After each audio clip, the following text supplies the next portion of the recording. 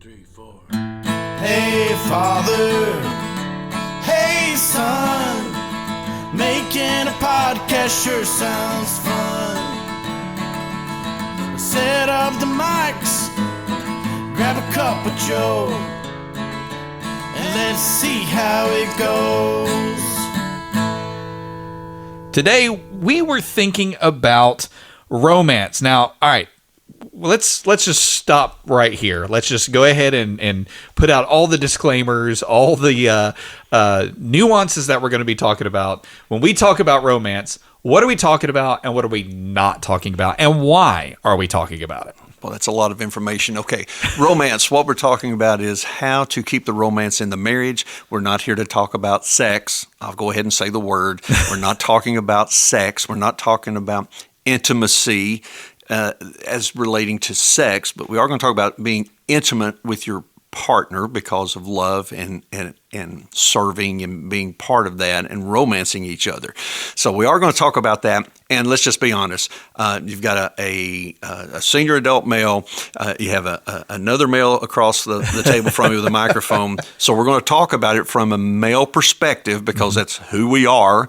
And yet, ladies, please listen to what we have to say because there are some things in there that you two could use as well. Now, again, we're not experts in any way, and we're not saying that we've got this perfect. Our wives may listen to this and be like, well, that sounds great. So when are you going to do that? Yeah, when are you going to start doing some of this stuff? So just full disclosure on that. But the truth is, and the other thing is, there's going to be some guys listening going, well, I'm not a romantic type. Okay. Do you want to remain a married man? Then you might want to think in romantic ways. So we're not asking. So first off, let me kind of explain what romance is not. And then we'll get into and we're going to do some practical ideas, some things that we've done or we've seen or we've read about that have been really important and really sweet. But one of the things that romance is not, when you think of romance, you immediately go to romantic comedies. You think about, the roses and the chocolates and the candlelight dinners. Now, for some of you, fantastic. For some of you, bad idea. My wife would rather have the chocolates than the flowers. She's like, look, I don't have a green thumb. The flowers are going to die. If you're going to spend $60 on a dozen roses, spend $60 at Olive Garden. You know what I mean? That's for her. But so romance isn't necessarily the mushy stuff, the big Valentine's Day where you've got to budget for it and get ready for it. Romance can happen every single day in small and important ways. One of the things that you've said before that I think it's also true in your walk with Christ is the word intimacy. How do you normally use that? Sure. Matt and I did a thing several years ago. I think he was 18 or graduated high school or whatever, and we went out and were hiking. And I wanted to spend some bonding time with Matt, and I put together just a short study for us to do together. And it was, intimacy with God. And the term intimacy is really into me see. And what that says then is I want to peel back the exterior. I want to get a little deeper with you, and I want you to see into my heart, what my heartbeat is, what I'm thinking, where I'm going, what's going to take place. And in a scriptural marriage, where the two become one flesh, intimacy is so important. My wife knows what I'm thinking. She has certain things that I know that she's thinking at certain days or certain situations, whatever. Now, not always, because there's times she's thinking, well, you're probably thinking this. No, that wasn't even nowhere in my gray matter on that one. But intimacy is getting to know each other. That's what dating is really about, is you get to know that other person. I think that we've messed up in American society where that we go on a date, typically. So we go out, we pick up someone, we go out, we eat a meal, we're on our phone. Then after that, we go see a movie. We don't talk because we're watching a movie. After that, we may go get an ice cream or something, some kind of dessert, take them home, and it's over with, and say we had a great date. That's not intimacy. You didn't get to know each other a little bit better. Maybe there was some conversation over dinner. Maybe there was some other places where you talk, but by and large, we're not talking, getting to know each other. How to romance someone is to learn how to be intimate, and that is to into me see and see my heart and who I am. And so romance is always going to be built out of relationship. And the most important word in relationship, I've heard it said this way: how do you spell love? Time. You have to spend time. And it's not just being in the same room, although that's really, sometimes when you've got a great relationship with somebody, sometimes you don't have to be having a conversation, whatever, just being in the same room. But that comes after a long time of getting to know each other. One of the things that you've talked about, and I think is a very valuable tool, is love languages. And you need to look at these and learn what makes a person tick, not only in the giving but also receiving when it comes to love. And if you're not familiar with the 5 love languages, let's see if I can do this off the cuff. There's giving gifts, there's quality time, words of affirmation, physical touch, and there's one more. I've gone blank on it. Sorry, can't help you. I've got 4 of the 5. 4 out of 5 is not bad. Somebody's screaming at their car like stereo. I know what the 5th one is. But anyway, so when we talk about the love languages, it's what makes it what makes your person feel important? What makes them feel seen and listened to? For my wife, it is quality. Acts of service is the 5th one. There we go. For my wife, it is a mixture of acts of service and quality time. She is the kind of person where it's like you could buy her all sorts of stuff and she'll be appreciative, but what she would rather do is just sit with me, just talk with me, and let's just enjoy each other's company. And she feels fulfilled, she feels heard. And this isn't me on my phone. That is 100% the most important thing, is being in the room, paying attention, listening. And let's talk about this. The other thing for me, it used to be physical touch. As I was growing up, it was just like I just needed to be, just touch my arm or whatever. Just, while we're driving, she would just like hold my hand or put her hand on my arm or whatever. And I still enjoy that. But for me, as I've gotten older, mine shifted to words of affirmation. And I think of Matt Damon's character in Saving Private Ryan, the very end, where he turns to his wife and he says, "Tell me I'm a good man. Just tell me that I've not wasted my life." And for her to speak that over me and just be like, "I love my husband and here's why," whatever. For me, that's it. That is romance. Is taking that time to find out what makes your spouse tick and pouring into that and feeding that for them. Sure. I've used the example for years. There was a commercial on TV several years ago now, and it was Hanes underwear of all things. But it just made me laugh because I saw that as a part of a marriage thing. And I know people are like, okay, here he goes again. That's okay. Stay with me. But the commercial basically was, they made Hanes underwear, and they were talking about the band. They're talking about this, that, and the other. And there was Inspector number 12. I'll never forget. And it was this lady, and she looks at it, and she's pulling it, and she's doing this. And it basically says, it doesn't say Hanes until I say it says Hanes. In other words, it had to meet her expectations, and she was the inspector. And if she said no, then it wasn't what they thought it was. Well, that's the same way it is in the love language. I can say, I love my wife. You talk about flowers. If I was to bring home a dozen red roses to your mother, she's going to ask me, did I get those off of a grave somewhere or a funeral home, or were they on sale? Because she doesn't like roses. Mm-hmm. She likes flowers. She just doesn't care for roses. When it comes to Valentine's Day, I don't bring in a dozen roses that the price has been jacked up, because 1, she doesn't like it. 2, she understands I'm being forced to do that. Mm-hmm. And that's not intimacy. That's doing something the culture says. What she does like are daisies. And when I bring her some daisies, which that's her flower, they were in our wedding, I know that. So if I'm going to buy her flowers, which one do you think I'm going to bring in? Oh, you're getting those daisies. I bring those in, and I can give them to her for no apparent reason.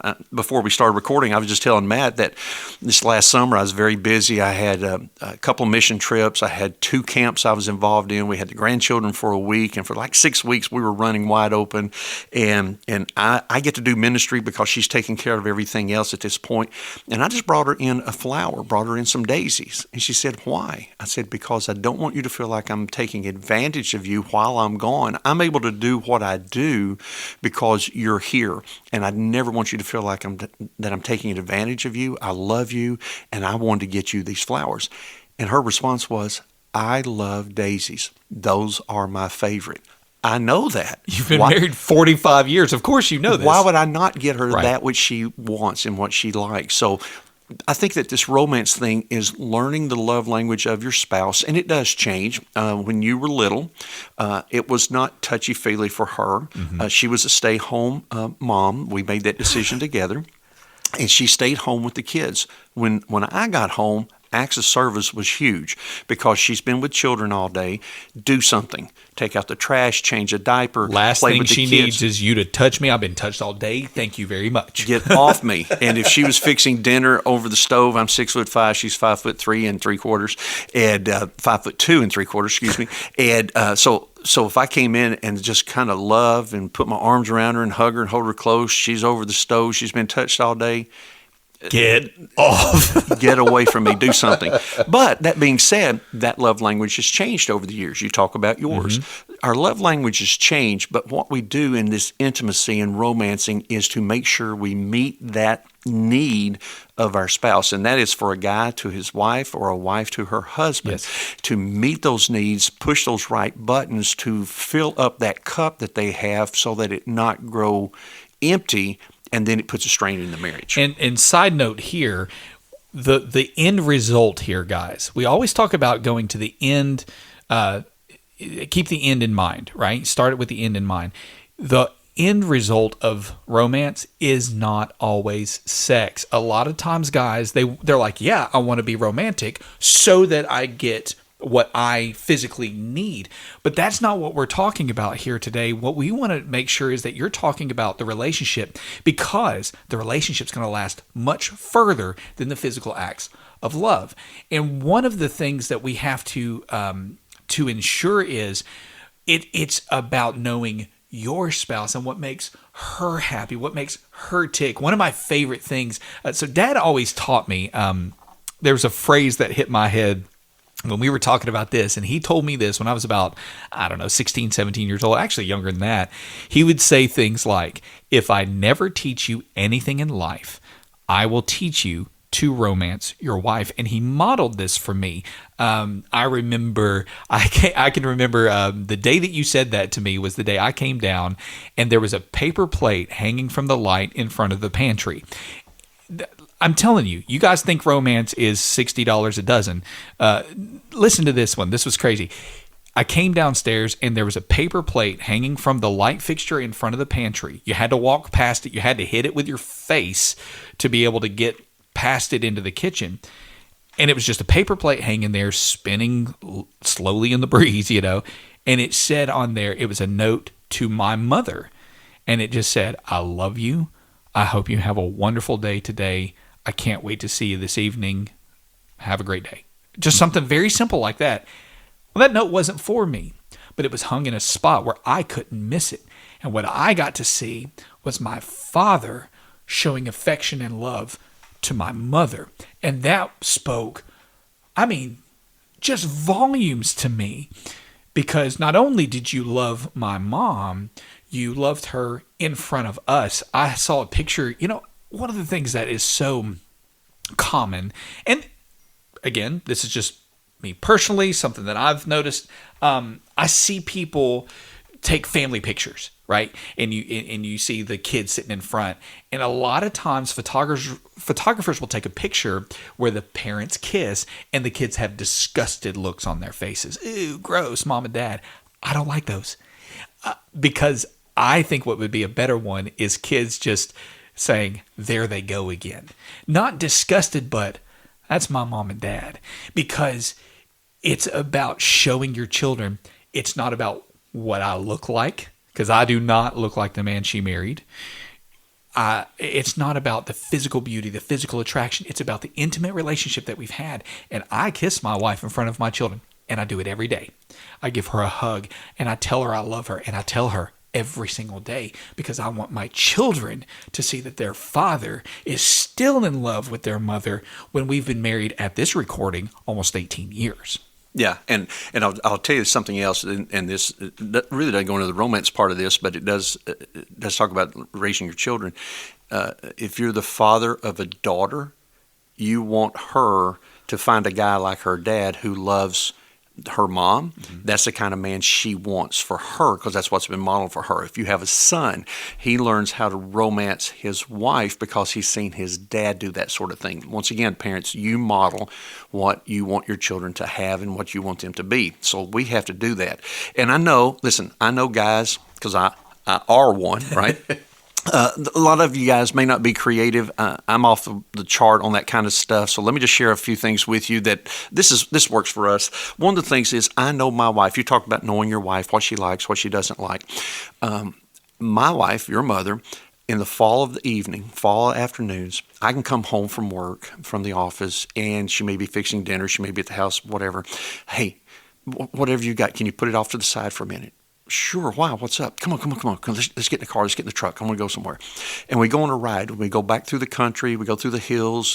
The leaves have fallen off. You can see the trees. You can see the dark shadows in the afternoon. And the sun is setting. It's really pretty. It's an orange or yellow, whatever the case may be. And the sky is just a blaze of color.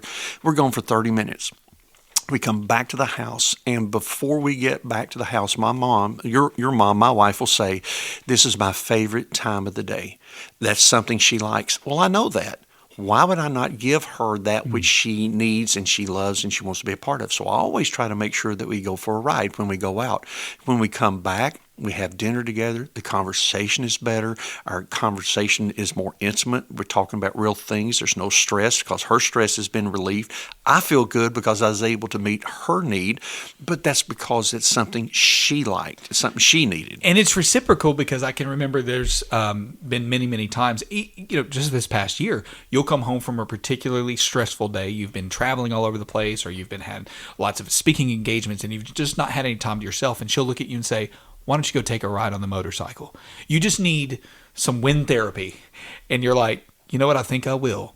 And she's not resentful of the fact that you're out on your motorcycle. She's not resentful of the fact that you're not with her. She understands what you need. And when you come back, guess what? The conversation's better. The relationship is better because you've gotten what you need, because she spoke into your needs and what you need in that moment. And that only comes with that time and the intentionality of relationship. Yeah, let me tell you one that just really freaks everybody out. Your mom loves to mow the yard. She's always done that, even when you was a kid at home, as we talked about that in an earlier session. Which you didn't tell me until after I had learned to mow the yard, but thanks for that too. Yeah. She loves to. In fact, to this day, she does it. We have a riding mower. We have our yard and everything. I can come home and she'll go, "Why don't you go out and ride your motorcycle for a little bit? Just take an hour and go ride." I'm like, "Wow, that sounds great." She said, "I'm going to mow the yard," and I'm like, "This really looks bad." There's men in this community that come and say, "Now that guy's got it right. He comes home and like, get out there and mow that yard. I'm going to go ride the motorcycle." And she said, "I don't care what they think. I like to mow. It's relaxing to me. I enjoy it. You need to go ride. You need some windshield time. Go." So I'll leave in about an hour or so, come back. It's wonderful because we both have been able to speak truth, intimacy with each other, and know what their needs are, and it's a win-win situation. So why not do that? So what are some practical? Let's get into some practicality, because it's great to speak theoretical. What are some things that you've done that have worked for you, as far as I can remember a couple of that have really spoke volumes to my wife in my lifetime. I'll tell you one that I do remember. It was a Valentine's Day, and everybody expects chocolates. What does Cogsworth say in Beauty and the Beast? Chocolate flowers, chocolates, promises you don't intend to keep. But everybody expects all these big grandiose things. But I remember one year when I was a teenager, I wasn't driving yet because mom had to take me to school. And we went out and got in the minivan. left her a note or a flower, some daisies or something. And she was already like, oh, very sweet. But we got out to the car and you had taped a note to the steering wheel and said something about, the reason I can do what I do is because you're my inspiration. And when she started up the car, at that time, you could actually put a tape or a CD in and set it to where you wanted. And when she started it up, it was Chicago's You're the Inspiration, which Chicago was a band that you guys used to listen to a lot in your dating and your early marriage. And she started to tear up because it just meant so much. Just the little acts. It wasn't, you didn't have to go, rent a Skywriter to put over the house, I love you in all these intimate ways and whatever. You didn't have to go spend millions and thousands or whatever. It was just that simple act of, I recognize you, I see you, and I want to acknowledge you. Yeah, and the term is intentionality. Yeah. I was intentional about those things, and it brings a smile to her face, which makes everybody happy. Come on. I mean, I enjoy watching her smile, and she loved it, and obviously you've learned from it because now you still talk about it, that kind of thing. But there's little things you can do. So for the guys that are not creative, let me tell you 2 or 3 things, and they're all simple, trust me. At night when your mom was taking a shower, I still try to do this from time to time. I catch it. I know how long it's going to take. I kind of open the door and say, hey, I had to get something. I grab her towel. I throw it into the dryer. And I run it on high, and that towel is hot, it's warm, it's dry. I fold it up and take it back in and say, hey, I got something for you when you get out. And when she opens up the shower to get out, I'm not in there. She opens up that towel. It's warm, it's fluffy, it smells good. And she knows that was an intentional act just so that she can have a warm towel right out of the dryer. Cost us nothing other than a few cents of electricity and a few minutes of my time to get that done. But it speaks volumes to her because she knows I love her and that I want to make sure that I can take care of her doing something like that. It's amazing what a note at work or just showing up to where she's working. There's something about, my wife's a kindergarten teacher at a small private Christian school, and there's many days where I'll just show up with her favorite coffee and just walk down the hallway, and just to watch her, she could see me coming down the hall, and just watch her face just light up. And I handed her the cup, and she's like, what's this for? I was like, I just wanted to bring you a cup of coffee and hope you have a great day. And then I go back to work. And just to watch that, and she'll talk about that, and her students see it, her coworkers see it, and it's not about me, it's about them seeing that man loves her. I remember one time I wrote her, a little note's really something, but I took, when we were still newlyweds, she came home. We lived in a little tiny attic loft apartment. I remember that. That had a very narrow stairway that you had to crouch just to get up. And I wrote her a note, but I didn't write it on a Post-it note. I wrote every word of the note on a different Post-it note and put it on the stairway leading. So it said, I just wanted to say you mean the world to me. And so as she's walking up the steps, she's reading it as she's going up the steps. And then by the time she gets upstairs, it's like, you've just had a long day at work. You've just had a terrible day or whatever. But it's like your spirits are rising with each step because you know that not only did I do that, but it's the time to do it and just to say, I notice you and I care about you. More recently, my wife just had surgery, and I had to go pick up her medication for her post-op pain medication or whatever. And so I went into the pharmacy, and I came back. They had a sale on her favorite candy. So I brought her back 4 boxes of Junior Caramels.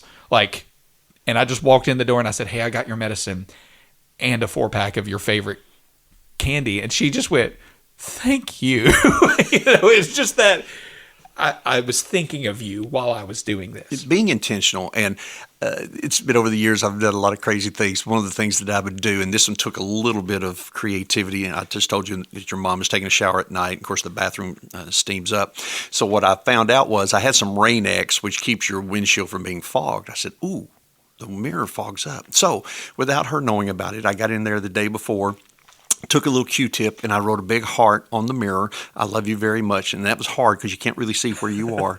I love you very much, whatever sweet nothing it was. I put it up on the mirror and didn't say anything. And she didn't see it until that night when she took her shower. And she knew I had not been in the bathroom. How did you do that? Well, I was intentional. I wrote that note ahead of time so that when she took her shower, it didn't fog up that part. And she didn't have to clean it up because it was clear and you could see it. And that went a long, long way. And for guys out there, listen, I'll tell you another thing you can do is buy you some of those dry erasable markers. Yep. And you can put those on the mirror as well. I've drawn hearts and notes and things and put it up on the mirror. And yeah, it's there, and yes, it could be in the way, but I also noticed that she leaves it up for 2 or 3 days before we wipe it off or clean it. So that tells me it goes a long, long way. So those are some little things that you can do, but I guess the point is that you want to be intentional about all these things that you do with your spouse and just make sure that you spend that time doing those things with them. And when I find out what the needs are, when I find out what they like, then it gives me an opportunity then to make sure that I meet that need. Because once again, it's not love until they say it's love, or it's not romance until they say it's romance. And it's not something we do every day. I mean, if you're doing this every day, 365 days a year, you're going to lose your mind. Well, and it also loses its importance. It should be, it becomes white noise. Now it becomes expected. Now it becomes, oh, this is just something that this is something I've been doing. It needs to have that specialness. So like you said, it can't, if you do it every single day, yeah, you're going to lose your mind, but it's also not going to be as important. So those little moments where you go out of your way to do something intentional and for them. And it all comes out of that relationship of spending time, of getting to know who they are and what they love. And this isn't okay, fill out this survey. Right. All right, do you like this? Do you like this? It's out of intentional relationship. It's intentional conversation where you need to understand and make mental or physical notes. Write it down. Remind.